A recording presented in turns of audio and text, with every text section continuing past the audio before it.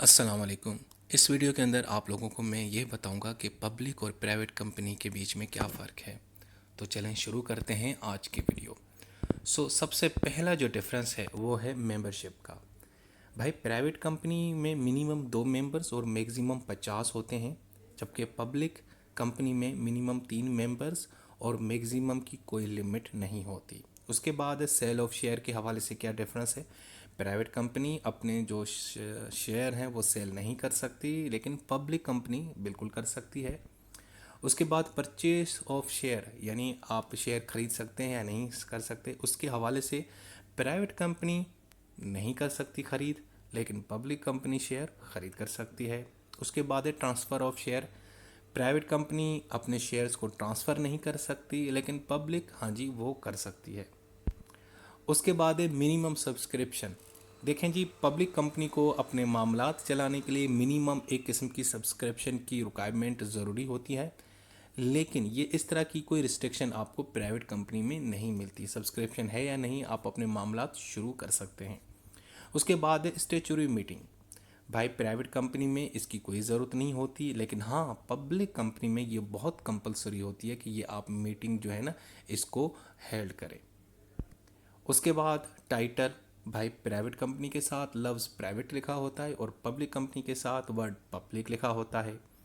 उसके बाद आता है प्रॉस्पेक्टस के हवाले से क्या डिफरेंस है। प्राइवेट कंपनी प्रॉस्पेक्टस इशू नहीं कर सकती, लेकिन पब्लिक कंपनी ज़रूर करती है और ये इसके लिए कंपलसरी होता है। अब ये प्रॉस्पेक्टस क्या होता है यार। प्रॉस्पेक्टस एक किस्म की बुकलेट होती है जिसके अंदर आप अपनी सारी जो है ना डिटेल लिखते हैं। आपकी कंपनी क्या है, इसका नाम क्या है, इसका बिज़नेस क्या है, इसका कारोबार क्या है, इसका इंफ्रास्ट्रक्चर क्या है, ये कौन सी सर्विसेज प्रोवाइड करते हैं, ये इस तरह की बुकलेट।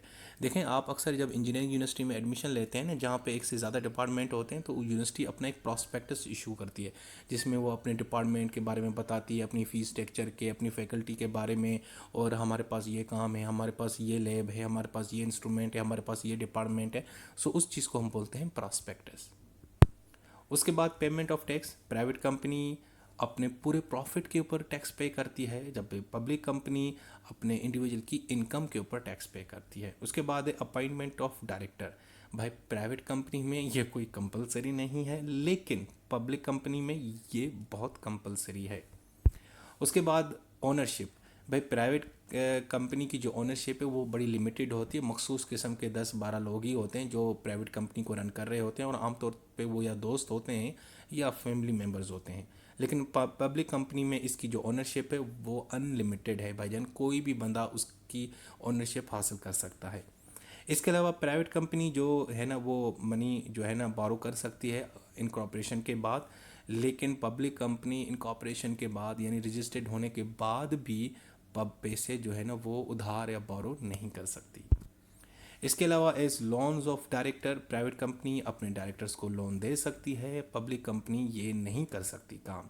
उसके बाद है debenture. Private company debenture issue कर सकती है, पब्लिक कंपनी नहीं कर सकती। सॉरी, प्राइवेट कंपनी नहीं कर सकती, लेकिन पब्लिक कंपनी ये डिबेंचर इशू कर सकती है।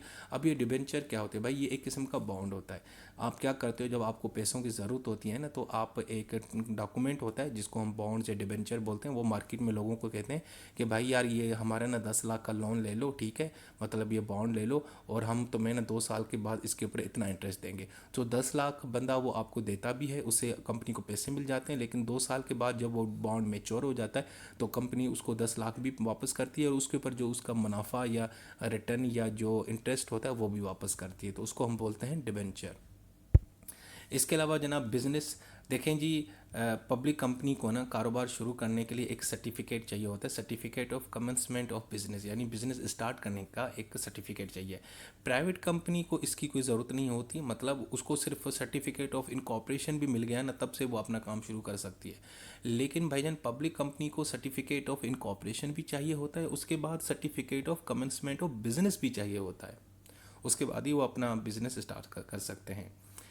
इसके बाद है ना प्राइवेट कंपनी, उसको जो डिज़ोल्व करने का जो प्रोसीजर है वो बहुत डिफ़िकल्ट है, जबकि पब्लिक कंपनी के अंदर जो प्रोसीजर है उसको डिज़ोल्व करने का, ख़त्म करने का, वाइंड अप करने का जो प्रोसीजर है वो बहुत ही आसान है।